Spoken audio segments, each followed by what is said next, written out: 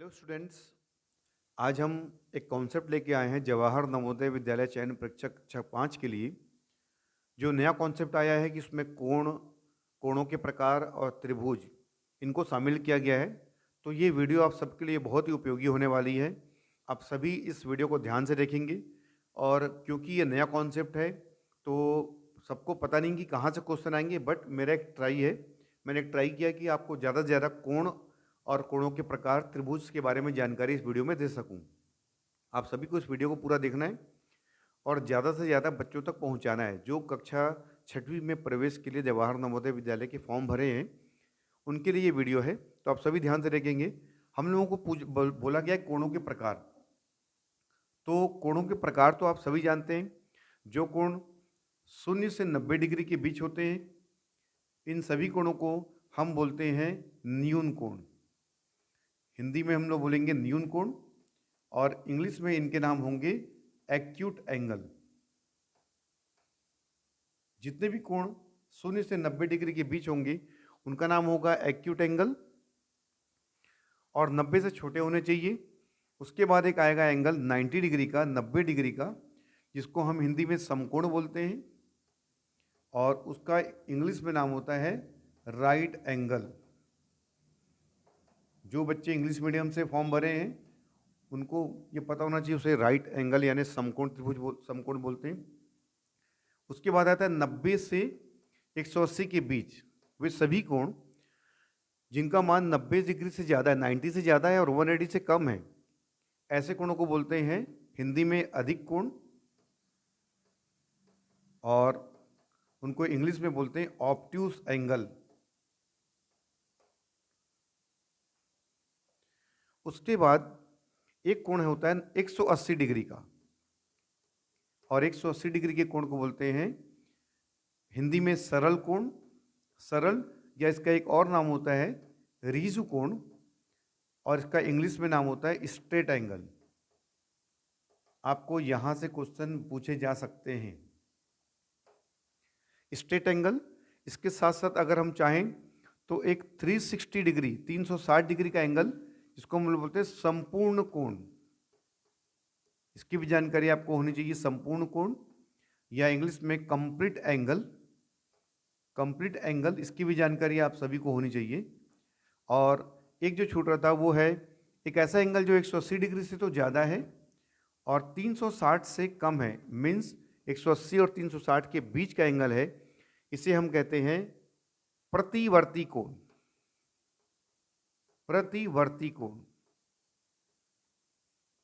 और इसका इंग्लिश में नाम होता है रिफ्लेक्स एंगल। Reflex angle. तो स्टूडेंट्स, ये हो गई कोणों के मेजरमेंट, उनके नाप के आधार पे उनके नामकरण।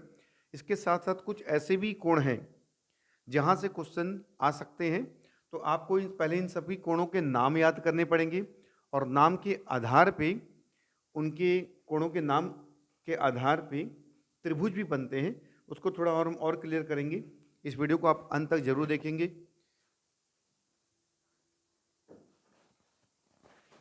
अब देखिए,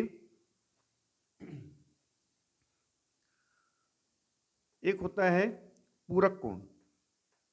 आप सभी देखेंगे पूरक कोण किसे कहते हैं।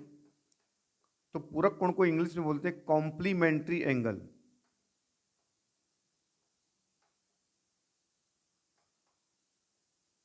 याद रखिए, कॉम्प्लीमेंट्री एंगल ऐसे कोई भी दो कोण जिनका योगफल 90 डिग्री का होता है। अगर दो कोण हमने ले लिए और इन दोनों का योगफल 90 डिग्री का हो जाता है तो ऐसे कोणों को हम बोलते हैं पूरक कोण। जैसे सपोज करो, अगर एक 40 डिग्री का है तो डेफिनेटली दूसरा 50 डिग्री का होगा और दोनों का योगफल 90 डिग्री का होगा तो 40 और 50, 40 और 50 दोनों को बोलेंगे कॉम्प्लीमेंट्री एंगल्स, यानी कि पूरक कोण है। ठीक उसी प्रकार से एक कोण होता है समपूरक कोण। समपूरक कोण और उसका इंग्लिश नाम होता है सप्लीमेंट्री एंगल्स।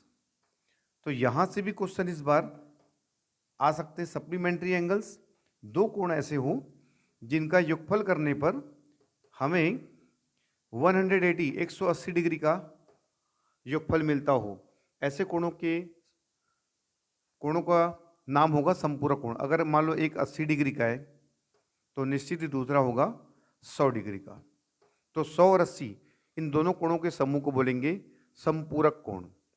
एक और आपको मैं एंगल बता देना चाहता हूं जिसको बोलते हैं रैखिक युग्म। रैखिक युग्म, ये सभी क्वेश्चंस रैखिक युग्म जिसका इंग्लिश में नाम होता है लीनियर पेयर। यहाँ से भी क्वेश्चंस बहुत से आ सकते हैं। लीनियर पेयर, एक जो सरल रेखा होती है, सरल रेखा पर बना कोण हमेशा याद रखें, सरल कोण 180 डिग्री का होता है। अगर यहाँ पर दो कोण बनते हैं, एक यहाँ पर किरण आई और इस किरण से दो कोण बने, एक ये और एक ये, क्योंकि सरल रेखा पर बने कोण हैं तो ये दोनों कोण का योगफल यहाँ पर 180 डिग्री का होगा। इसको अगर हम लोग एंगल 1 और इसको एंगल 2 लेते हैं तो एंगल 1 और 2 यानी कोण 1 और कोण 2 ये दोनों कैसे हो जाएंगे? रैखिक युग्म कहलाएंगे। रैखिक युग्म कहलाने के पीछे कारण क्या है? क्योंकि एक सरल रेखा पर बने कोण हैं। सरल रेखा पर बना कोण हमेशा 180 डिग्री का होगा। तो इन दोनों के समूह को, दोनों के कोणों को योगफल अगर 180 डिग्री हो रहा है तो ये संपूरक भी होंगे और रैखिक युग्म में भी आएंगे। इसके साथ साथ मैं यहाँ से आपको कुछ और क्वेश्चन समझा देना चाहता हूँ, क्योंकि ये वीडियो में स्पेशली कोण और कोणों के प्रकार इस पर आधारित ये मेरी वीडियो है। आप सभी देखें और ज़्यादा से ज़्यादा इस वीडियो को देखें ताकि आपको कोणों के बारे में पूरा नॉलेज होना चाहिए, क्योंकि अभी नया कॉन्सेप्ट है, क्वेश्चन कहाँ से आएंगे ये पूरा क्लियर नहीं है, इसलिए आपको वीडियो ज़्यादा से ज़्यादा देखनी चाहिए। अब कोण क्वेश्चन कैसे हो सकते हैं, प्रश्न कैसे हो सकता है? अगर एक कोण अपने संपूरक कोण से दो गुना है यानी डबल है, दुगुना है, तो कोण ज्ञात कीजिए। ये हो गया हम लोग का क्वेश्चन। कोण है an angle is twice of its supplementary, एक कोण अपने संपूरक का दुगुना है, डबल है, तो वो कोण क्या होगा? तो ऐसे क्वेश्चन में एक सरल सा कॉन्सेप्ट आपको मैं बताना चाहता हूं। हम सबसे पहले मान लेंगे वो कोण x है। आप ट्रिक्स को पकड़िए किस तरीके से क्वेश्चन सॉल्व होगा।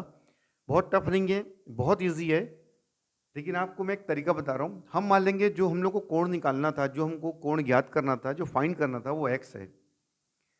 तो इसका संपूरक निकालने के लिए आपको कुछ नहीं करना है, इस x को 180 से माइनस कर देंगे। ये कोण है और ये उसका संपूरक कोण, क्योंकि 180 से घटाएंगे तो उसका संपूरक कोण मिल जाता है। प्रश्न क्या बोलता है? आपको ऐसा करने के बाद ये जो कोण है अपने संपूरक का दुगुना है। देखिए, अगर दुगुना बोलेगा तो 2 से गुणा कर देंगे और 3 गुना बोलेगा तो 3 से गुणा कर देंगे। अब आप समझ गए? कमेंट बॉक्स में जरूर बताना अगर 4 गुना होगा तो आप किससे गुणा करेंगे? 4 से करेंगे। Very good. तो यहाँ था दुगुना। और हाँ, एक और बात, अगर मान लो दुगुना की जगह अगर आधा होगा तो आप इसको आधे यानी 1/2 1/2 से मल्टीप्लाई करेंगे, ध्यान से। तो यहाँ क्वेश्चन था दुगुना, तो मैंने 2 से गुणा कर दिया। x इक्वल टू, अब 2 से मल्टीप्लाई दोनों का होगा, 2 × 180, 2 से 180 का गुणा 360। देखो धन और ऋण का गुणा होता है ऋण, 2 × x 2x। सावधानी से -2x को हम जब इक्वेशन बनाते हैं तो माइनस वाला प्लस हो जाएगा इधर आके, और ये हो जाएगा 360। अब ये 2x और यहाँ पर कितना है 1x, तो ये हो गया 3x इज इक्वल टू 360। अब हमें x की वैल्यू निकालनी है, तो ये जो 3 है उससे उधर जाके हम लोग क्या कर देंगे, सिर्फ और सिर्फ भाग दे देंगे, डिवाइडेड बाई 3। तो ये x का मान आ जाएगा 360/3 यानी कि 120 डिग्री। हम लोग का जो कोण था जिसको हमको ज्ञात करना था उसका आंसर होगा 120 डिग्री। अब आप खुद सोचें, 120 डिग्री जो कोण है उसका संपूरक कोण, x का मान 120, तो 180 ऋण 120 यानी इसका संपूरक निश्चित ही 60 होगा, और 60 का दुगुना करेंगे तो फिर से 120 आ जाएगा। ये आपको मैंने क्लियरिफिकेशन करवा दिया। यानी ऐसे क्वेश्चंस ये कक्षा 9वीं के हैं, लेकिन हम लोग के प्रयास और नवोदय विद्यालय में, सैनिक स्कूल में ये इस क्वेश्चन को पूछा जा रहा है, तो इसके आप प्रैक्टिस करेंगे तो डेफिनेटली बहुत ईजी होगा। तो ये कॉन्सेप्ट था कोण और उसके संपूरक कोण से रिलेटेड क्वेश्चन। कोणों से संबंधित और भी बहुत से क्वेश्चन आ सकते हैं। अभी हम लोग कोणों का एक एग्जाम्पल लेते हैं। अगर कोण आपके त्रिभुज में हो, तो मैं आपको त्रिभुज की भी प्रकार दिखा देता हूं कि त्रिभुज के प्रकार ये कॉन्सेप्ट भी इस बार पूछा जा सकता है। तो कोणों के आधार पर त्रिभुज के कितने प्रकार होते हैं, इस पूरे वीडियो को आप जरूर देखेंगे। अभी मैंने बताया कि किसी त्रिभुज में, ये मैंने त्रिभुज बनाया, और अगर तीनों ही कोण, एक 60 डिग्री का है, एक 70 डिग्री का है, तो तीसरा कितना होगा, क्योंकि तीनों का योगफल 180 होता है, तो ये हो गया 50 डिग्री का। एक 60, 70, 50, तीनों के तीनों कोण न्यून कोण है। आप देखिए न्यून कोण की जो मैंने परिभाषा बताई है, तीनों के तीनों कोण 90 डिग्री से कम है। तो क्योंकि तीनों कोण 90 डिग्री से कम है, तो ऐसे त्रिभुज का नाम होगा न्यून कोण त्रिभुज। और इस त्रिभुज का नाम न्यून कोणों के कारण न्यून कोण त्रिभुज हो गया, और इंग्लिश में इसको बोलते हैं acute angled triangle. Acute angled triangle. ठीक उसी प्रकार से अगर किसी त्रिभुज में एक कोण 90 डिग्री का हो गया, सपोज करो एक त्रिभुज है और एक 90 डिग्री का कोण हो जाता है, तो और एक है 40 डिग्री का, तीसरा है 50 डिग्री का। तो देखिए किसी त्रिभुज में सिर्फ और सिर्फ एक समकोण हो सकता है, यानी 90 डिग्री का। तो चूंकि एक ही काफी है, एक के अलावा दूसरा हो नहीं सकता, तो अगर एक कोण 90 डिग्री का हो गया है, तो 90 डिग्री को हिंदी में बोलते हैं समकोण और इंग्लिश में राइट एंगल। तो इसी वजह से इसका नाम पड़ेगा समकोण त्रिभुज। समकोण त्रिभुज, और इंग्लिश में इसका नाम होगा राइट एंगल ट्रायंगल। त्रिभुजों के कोणों के आधार पर मैंने आपको बताया कि दो त्रिभुज हो गए। अब तीसरा त्रिभुज जो होगा, ये नंबर 1, 2 एंड 3, तीसरा जो त्रिभुज है उसमें एक कोण ले लेंगे अधिक कोण। ये देखो 90 से ज़्यादा और 180 से कम। अगर सपोज करो ये 100 डिग्री का है, ये 40 डिग्री का है, तो ये भी हो जाएगा 40 डिग्री का। एक ऐसा कोण जो जिसमें एक ऐसा त्रिभुज जिसमें एक कोण का मान 90 से ज़्यादा और 180 से कम यानी अधिक कोण है, तो इसी वजह से इसका नाम हो जाएगा हिंदी में अधिक कोण त्रिभुज। अधिक कोण त्रिभुज, और इसका इंग्लिश में नाम है obtuse angled triangle. Obtuse angled triangle. तो ये त्रिभुजों के प्रकार कोणों के आधार पर हैं। तो आप जरूर इन पूरे कोणों को और उनके प्रकारों को जरूर ध्यान में रखेंगे, क्योंकि क्वेश्चन है, नया कॉन्सेप्ट है, और इनको इंक्लूड किया गया है जवाहर नवोदय विद्यालय चयन परीक्षा 2024 के लिए। तो ये वीडियो आप अच्छे से देखेंगे, बार बार देखेंगे, ताकि ज़्यादा से ज़्यादा इन त्रिभुजों और उनके प्रकारों, कोणों के प्रकारों को आपको नॉलेज हो सके। अब मैं त्रिभुज के एक और प्रकार को मैं आपको बता देना चाहता हूँ, जो उनकी भुजाओं के आधार पर होगा, और ये भी आप जानते होंगे, फिर भी इस वीडियो के माध्यम से आपको बता देना चाहता हूँ कि त्रिभुजों के प्रकार उनकी भुजाओं के आधार पर, अगर किसी त्रिभुज की तीनों भुजाएं बराबर हैं, सपोज करो ये 8 सेंटीमीटर, ये भी 8 सेंटीमीटर और ये भी 8 सेंटीमीटर का है, तो उनकी भुजाओं के आधार पर अगर तीनों भुजाएं बराबर हों, तो इसे हम हिंदी में बोलते हैं समबाहु त्रिभुज। समबाहु त्रिभुज, और इसका इंग्लिश में नाम होता है इक्विलैटरल ट्रायंगल। जितने भी इंग्लिश मीडियम के स्टूडेंट्स हैं वो ध्यान दें, इक्विलैटरल ट्रायंगल है, क्योंकि तीनों की तीनों भुजाएं बराबर हैं, इसलिए इसका नाम समबाहु त्रिभुज, और इंग्लिश में इक्विलैटरल ट्रायंगल। सेकंड हम ले लेंगे एक ऐसा त्रिभुज जिसकी दो भुजाएं बराबर हों। दो भुजाएं बराबर हैं, एक 10 सेंटीमीटर और ये भी 10 सेंटीमीटर, और सपोज करो ये 8 सेंटीमीटर का है, इसकी दो भुजाएं बराबर हैं। हिंदी में इसका नाम होगा समद्विबाहु त्रिभुज, और इसका हिंदी में नाम, इंग्लिश में नाम होता है आइसोसेलेस ट्रायंगल। ये इस त्रिभुज का नाम हो गया आइसोसेलेस ट्रायंगल। ठीक उसी प्रकार से अगर किसी त्रिभुज में तीनों की तीनों भुजाएं बराबर नहीं हैं, असामान्य भुजाएं हैं, एक 8 सेंटीमीटर का है, दूसरा 5 सेंटीमीटर का है, तीसरा 6 सेंटीमीटर का है, तो तीनों की तीनों भुजाएं बराबर नहीं है, तो इसका हिंदी में नाम होगा विषम बाहु त्रिभुज। विषम बाहु त्रिभुज, और इसका इंग्लिश में नाम होगा स्केलन ट्रायंगल। Scalene triangle. तो त्रिभुजों की भुजाओं के आधार पर भी उनके अलग अलग नाम हैं। ये जितने भी त्रिभुज है इनसे रिलेटेड बहुत से क्वेश्चन हैं जो इस बार आपके कोर्स में आ सकते हैं।